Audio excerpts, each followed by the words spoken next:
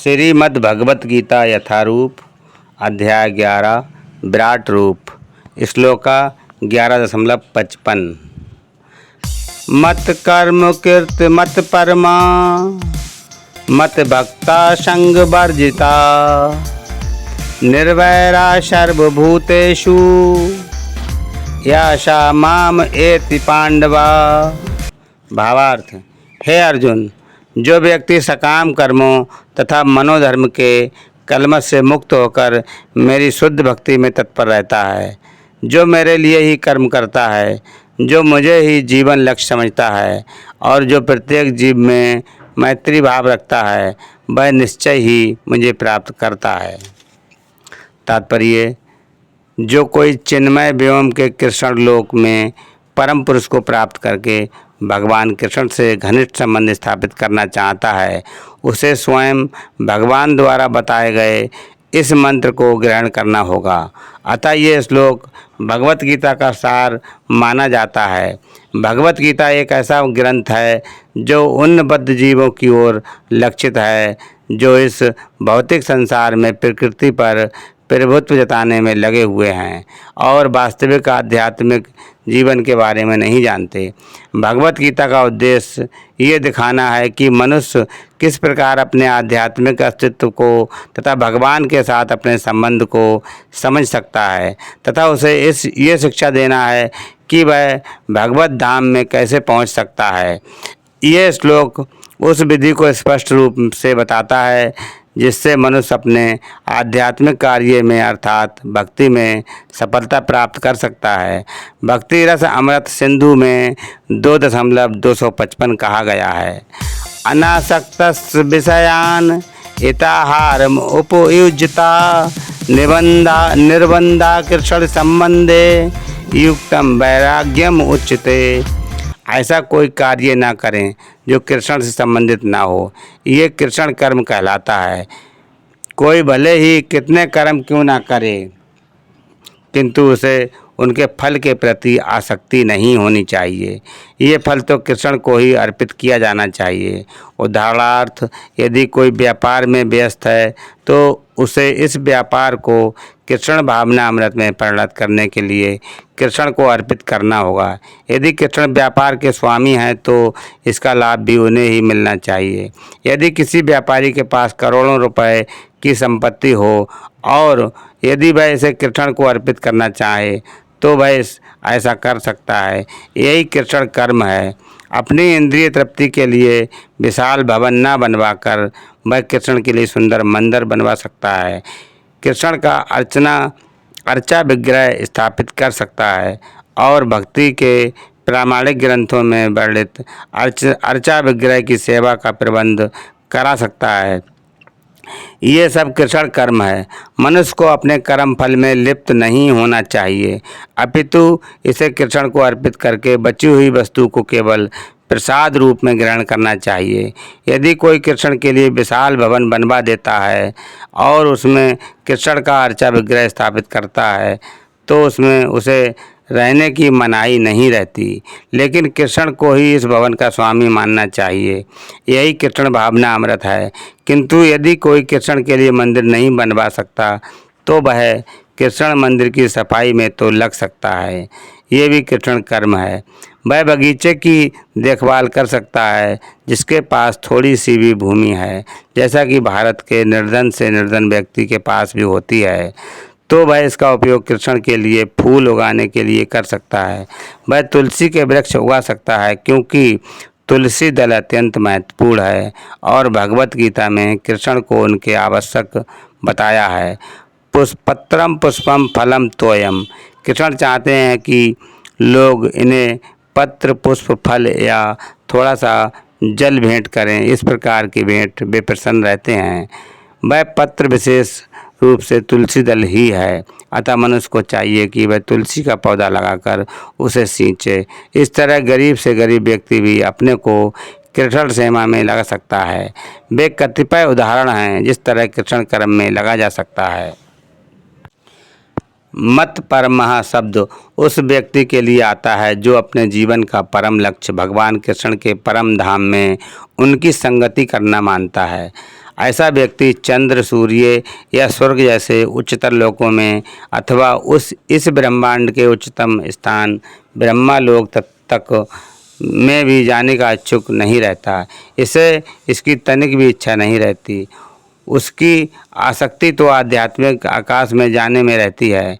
आध्यात्मिक आकाश में भी वह ब्रह्मा ज्योति से तादात्म्य प्राप्त करके भी संतुष्ट नहीं रहता, क्योंकि वह तो सर्वोच्च आध्यात्मिक लोक में जाना चाहता है, जिसे कृष्ण लोक या गोलोक वृंदावन कहते हैं। उसे इस लोक का पूरा ज्ञान रहता है, अतः वह अन्य किसी लोक को नहीं जा चाहता। जैसा कि मद भक्ता शब्द से सूचित होता है, वह भक्ति में पूर्णतया रत रहता है। विशेष रूप से वह श्रवण, कीर्तन, स्मरण, पाद सेवन, अर्चन, बंदन, दास, सख और आत्मनिवेदन भक्ति के इन 9 साधनों में लगा रहता है। मनुष्य चाहे तो इन 9 साधनों में रत रह सकता है, अथवा 8 में, 7 में, नहीं तो कम से कम 1 में तो रत रह सकता है। तब वह निश्चित रूप से कृतार्थ हो जाएगा। संगावर्जिता शब्द भी महत्वपूर्ण है। मनुष्य को चाहिए कि ऐसे लोगों से संबंध तोड़ ले जो कृष्ण के विरोधी हैं। न केवल नास्तिक लोग कृष्ण के विरुद्ध रहते हैं, अपितु वे भी सकाम कर्मों तथा मनोधर्म के प्रति आसक्त रहते हैं। अतः कृष्ण भावना के अतः भक्ति रस अमृत सिंधु में 1.1.11 शुद्ध भक्ति का वर्णन इस प्रकार हुआ है। अन्य अभिलाषा शून्यम ज्ञान कर्मादनावृतम आनुकूल्येन कृष्णा अनुशूलनम भक्ति रुतमा। इस श्लोक में शील रूप गोस्वामी स्पष्ट कहते हैं कि यदि कोई अनन्य भक्ति करना चाहता है तो उसे समस्त प्रकार के भौतिक कलमश से मुक्त होना चाहिए। उसे ऐसे व्यक्तियों से दूर रहना चाहिए जो सकाम कर्म तथा मनोधर्म में आसक्त हैं। ऐसी अवांछित संगति तथा भौतिक इच्छाओं के कलमश से मुक्त होने पर ही वह कृष्ण ज्ञान का अनुशीलन कर सकता है, जिसे शुद्ध भक्ति कहते हैं। आनुकूल्यस्य संकल्पः प्रातिकूल्यस्य वर्जनम। हरि भक्ति विलास 11.676। मनुष्य को चाहिए कि अनुकूल भाव से कृष्ण के विषय में सोचे और उन्हीं के लिए कर्म करे, प्रतिकूल भाव से नहीं। कंस कृष्ण का शत्रु था। वह कृष्ण के जन्म से ही उन्हें मारने की तरह तरह की योजनाएं बनाता रहा, किंतु असफल होने के कारण वह सदैव कृष्ण का चिंतन करता रहा। इस तरह सोते जगते काम करते वह सदैव कृष्ण भावना भावित रहा, किंतु उसकी ये कृष्ण भावना अनुकूल न थी। अतः 24 घंटे कृष्ण का चिंतन करते रहने पर भी वह असुर ही माना जाता रहा और अंत में कृष्ण द्वारा मार डाला गया। निसंदेह कृष्ण द्वारा वध किए गए व्यक्ति को तुरंत मोक्ष मिल जाता है, किंतु शुद्ध भक्त का उद्देश्य ये नहीं है। शुद्ध भक्त तो मोक्ष की भी कामना नहीं करता। वह सर्वोच्च लोक गोलोक वृंदावन भी नहीं जाना चाहता। उसका एकमात्र उद्देश्य कृष्ण की सेवा करना, चाहे वह जहाँ भी रहे। कृष्ण भक्त प्रत्येक में मैत्री भाव रखता है, इसीलिए उसे निर्वैरा कहा गया है, अर्थात उसका कोई शत्रु नहीं होता। ये कैसे संभव है? कृष्ण भावना अमृत में स्थित भक्त जानता है कि कृष्ण की भक्ति मनुष्य को जीवन की समस्त समस्याओं से छुटकारा दिला सकती है। उसे इसका व्यक्तिगत अनुभव रहता है। फलतः वह इस प्रणाली को, कृष्ण भावना अमृत को मानव समाज में प्रचारित करना चाहता है।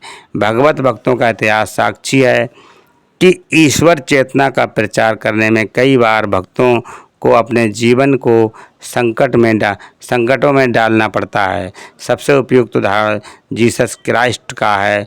उन्हें भक्तों ने सूली पर चढ़ा दिया, किंतु उन्होंने अपना जीवन कृष्ण भावना अमृत के प्रसार में उत्सर्ग किया। निसंदेह ये कहना कि वे मारे गए ठीक नहीं है। इसी प्रकार भी भारत में भी अनेक उदाहरण हैं।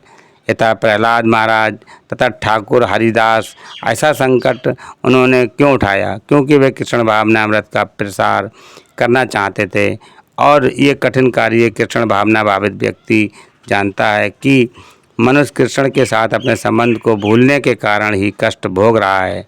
अतः मानव समाज की सबसे बड़ी सेवा होगी कि अपने पड़ोसी को समस्त भौतिक समस्याओं से उबारा जाए।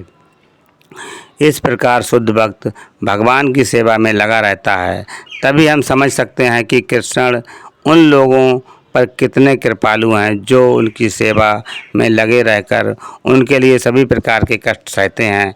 अतः ये निश्चित है कि ऐसे लोग इस प्रकार शरीर को छोड़ने के बाद परम धाम प्राप्त होते हैं। सारांश ये है कि कृष्ण अपने क्षणभंगुर विश्व रूप के साथ साथ काल रूप को, जो सब कुछ भक्षण करने वाला है, और यहाँ तक कि चतुर्भुज विष्णु रूप को भी दिखलाया। इस तरह कृष्ण इन समस्त स्वरूपों के उद्गम हैं। ऐसा नहीं है कि वे आदि विश्वरूप या विष्णु की ही अभिव्यक्ति हैं। वे समस्त रूपों के उद्गम हैं। विष्णु तो हजारों लाखों हैं, लेकिन भक्त के लिए कृष्ण का कोई अन्य रूप उतना महत्वपूर्ण नहीं जितना कि मूल दो भुजी श्याम सुंदर रूप। ब्रह्म संहिता में कहा गया है कि जो प्रेम या भक्ति भाव से कृष्ण के श्याम सुंदर रूप के प्रति आसक्त हैं, वे सदैव उन्हें अपने हृदय में देख सकते हैं और कुछ भी नहीं देख सकते। अतः मनुष्य को समझ लेना चाहिए कि इस 11वें अध्याय का तात्पर्य यह है कि कृष्ण का रूप ही सर्वोपरि एवं परम सार है। इस प्रकार श्रीमद् भगवत गीता के 11वें अध्याय विराट रूप का भक्ति वेदांत तात्पर्य पूर्ण हुआ। हरे कृष्णा।